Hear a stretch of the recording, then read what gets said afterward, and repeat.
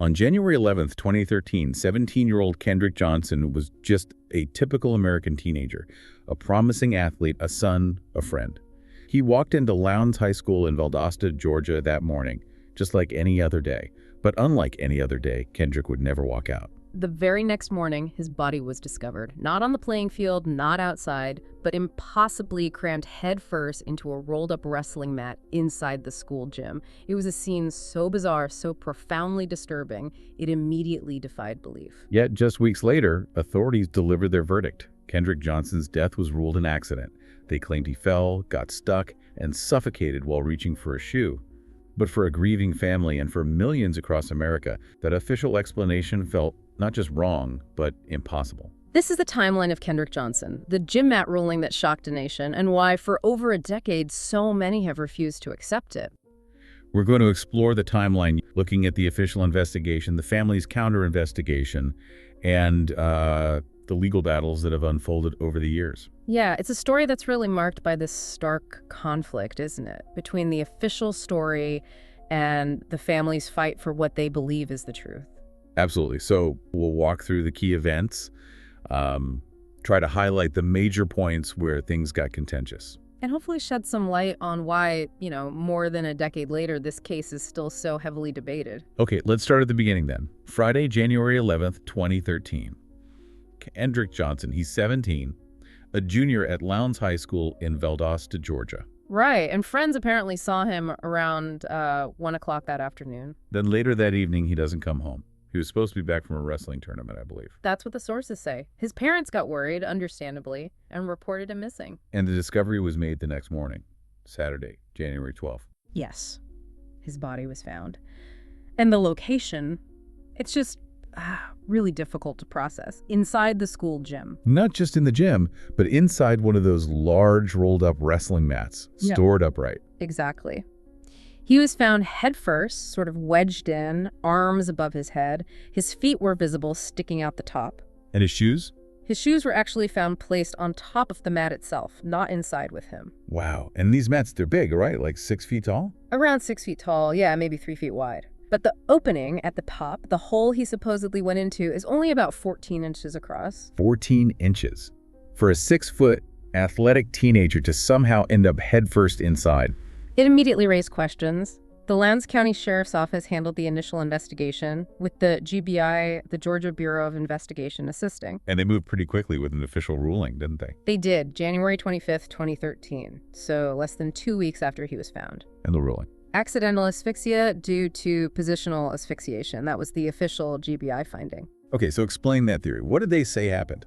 Well, the official theory presented was that Kendrick fell into the mat head first. Apparently, students sometimes stored shoes in or under those mats, and the idea was he was reaching for one. Reaching for a shoe, fell in, got stuck upside down, and couldn't breathe. That's the gist of it. Positional asphyxiation, meaning the position his body was in, prevented him from breathing. He got stuck and suffocated. That was the official story. And the reaction from the Johnson family? I imagine that was hard to accept. They had immediate and profound skepticism. It just seemed impossible to them. Yeah, I mean, a 6-foot athletic kid diving into a 14-inch hole, getting stuck like that, unable to get out or even yell. It sounds unbelievable. Exactly. And that ruling, right from the get-go, became the first huge point of conflict. The family just did not buy it, and they weren't quiet about their doubts. They started publicly questioning everything: the ruling, the state of Kendrick's body when he was found, how long he could have realistically been in that mat. Things that just didn't seem to add up with the accidental fall idea. Right. So they felt they couldn't trust the state's investigation or its conclusions. Which led them to take a pretty significant step, right? Yeah. Pursuing their own autopsy. Yes, a second independent autopsy. They funded it themselves. They needed answers they felt they weren't getting. And who performed that? That was done by a Dr. William R. Anderson in June 2013. And his findings, well, they were completely different. How so? Dr. Anderson concluded Kendrick died from blunt force trauma, specifically to his neck and torso. Blunt force trauma, that's completely different from suffocation. That implies impact, right? A blow. Exactly. And crucially, Dr. Anderson stated his findings were consistent with homicide. not an accident. Okay, that's a bombshell. But then there was something else discovered during that autopsy, something even more shocking. Yes, this is the part of the story that just stunned everyone. Dr. Anderson discovered that Kendrick's internal organs were missing. Missing. It's like his brain, heart, lungs. Yes.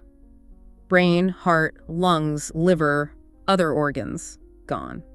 And the body cavities had been stuffed with newspaper. Stuffed with newspaper? What? How is that even explained? Well, the explanation given later was that the organs had been removed during the initial GBI autopsy for testing, standard procedure so far, but then somehow they were either lost or discarded. They weren't returned with the body. Lost or discarded. An entire set of major organs. That was the claim. The funeral home that handled the body after the GBI autopsy said they filled the empty space with newspaper, claiming it was, sort of standard practice to fill voids. Standard practice, filling a body with newspaper. Well, a subsequent investigation actually found it wasn't best practice, but it didn't find professional misconduct by the funeral home. Still, the family was outraged. They filed complaints, eventually a lawsuit against the funeral home over it. I can only imagine. Finding that out, it must have completely shattered any tiny bit of trust they might have had left in the official process. Absolutely. It fueled massive public outcry. Accusations of a cover-up just exploded. People started petitions demanding a higher authority step in. You mean like a federal investigation? Exactly. The public pressure, combined with Dr. Anderson's autopsy findings, really mounted. And it worked to an extent. In October 2013, the U.S. Attorney for the Middle District of Georgia, Michael J. Moore, announced a formal federal review of the case. Okay, so the federal government is getting involved. That must have felt like a significant step forward for the family. It was definitely seen that way, and it escalated further. In March 2014, this review became a full Department of Justice civil rights investigation. A civil rights investigation. What does that imply they were looking for? It means they were investigating whether any federal laws were violated, specifically civil rights laws. So potentially looking at whether officials or others acted improperly or criminally in a way that deprived Kendrick of his rights, perhaps even his right to life, or if there was a conspiracy to cover something up. It raised the stakes. And during this time, there was also a lot of focus on surveillance footage from the school, wasn't there? Yes, huge focus. About 290 hours of footage from 35 different cameras in the gym area were released in November 2013. But there were issues with it. Big issues, or at least big debates. Investigators, reporters, the family's team, they all pointed out apparent gaps in the footage. Missing time. How much missing time are we talking? Reports mentioned over an hour missing from some camera feeds, maybe over 2 hours from others. Significant chunks of time unaccounted for. What was the official explanation for that? Officials cited technical things like the cameras weren't synchronized properly, or they were motion activated and maybe didn't trigger correctly. Standard technical glitches, essentially. But the family saw it differently. Oh, yeah. For them and for many supporters, these gaps looked suspicious, especially because the exact area where the mats were stored wasn't covered by any camera at all. It fed directly into their fears that the footage could have been tampered with, edited as part of a cover-up. Another major point of contention with no clear resolution. Exactly. And alongside the federal investigation, the family was also pursuing civil lawsuits. Right, trying to find answers or accountability through the civil courts. Who are they suing? They sued various parties, including school officials and even some specific individuals, classmates of Kendrick's. Notably, the sons of an FBI agent were named in some suits. What were the allegations in those suits? Things like assault, conspiracy, cover-up. The family alleged there might have been prior harassment or an altercation. And the people named in the suits? They strongly denied all the allegations. They even filed countersuits against the family. Ultimately, those civil suits filed by the family were dismissed. Dismissed? On what grounds? A judge ruled that the family hadn't presented enough concrete evidence to support their claims of conspiracy or murder. And I understand the family actually faced consequences for those lawsuits. They did, unfortunately. They were later ordered to pay a very large amount in legal fees to the defendants they had sued.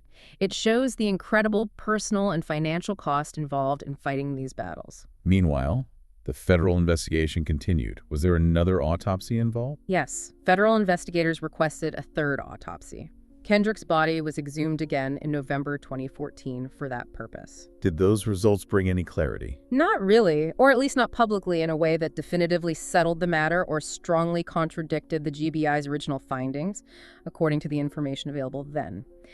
Then, after years of investigation, the DOJ made its announcement, June 20th, 2016. And the outcome? They announced they were closing the investigation. They concluded there was insufficient evidence to support federal criminal charges. Insufficient evidence.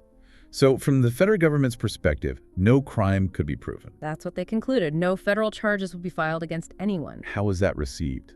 After everything, the second autopsy, the missing organs, the video gaps? It was met with disbelief and frustration by the family and their supporters.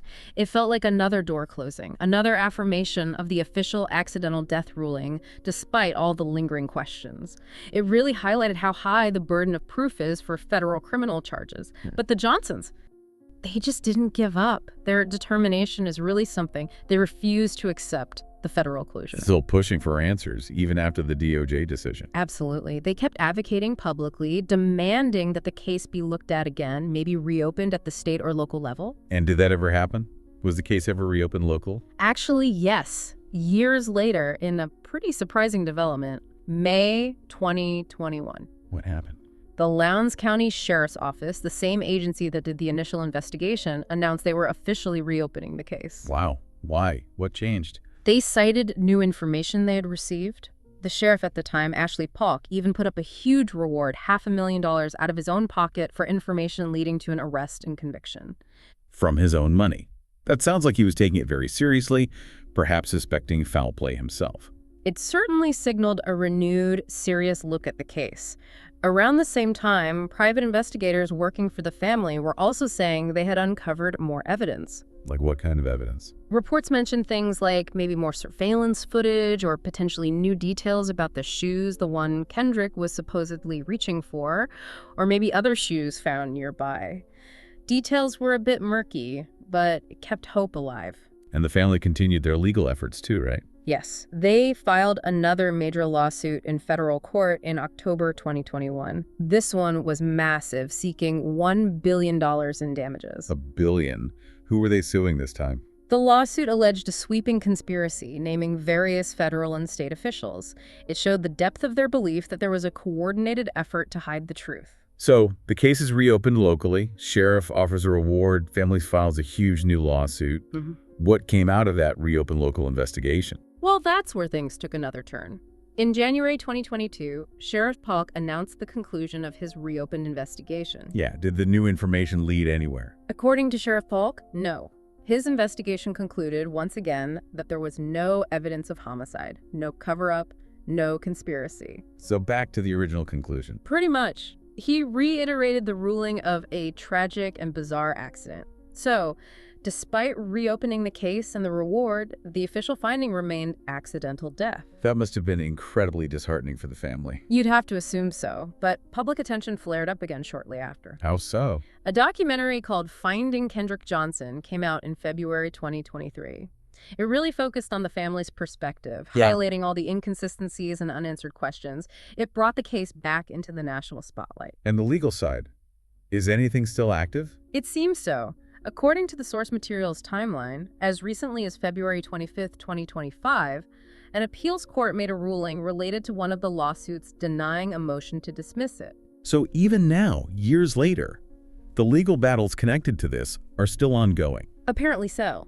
The official ruling stands as accidental, but the fight in the courts and in the court of public opinion clearly isn't over. So let's try and summarize. We have the official ruling. Kendrick Johnson died accidentally, positional asphyxiation while reaching for a shoe. That ruling has been upheld by the initial GBI investigation, a lengthy federal DOJ investigation, and a reopened local sheriff's investigation. Right. That's the official record. But then you have the counter evidence, primarily from the family and their independent experts. The second autopsy finding blunt force trauma consistent with homicide. The absolutely bizarre and disturbing discovery of the missing organs replaced with newspaper, the gaps and lack of coverage in the surveillance footage. Yeah, evidence and circumstances that, for many people, including the family, paint a completely different, much darker picture. A picture that just doesn't align with accident. It really serves as a stark example, doesn't it? how difficult it is for ordinary people, even a grieving family, to challenge an official narrative once it's established by authorities. Definitely. It highlights the power imbalance, the resources needed, the sheer persistence required to even get alternative evidence considered, let alone accepted. And whatever someone believes happened that day, the undeniable tragedy is the loss of a young life under such strange and contested circumstances. And a family left without closure, still fighting for answers more than a decade on.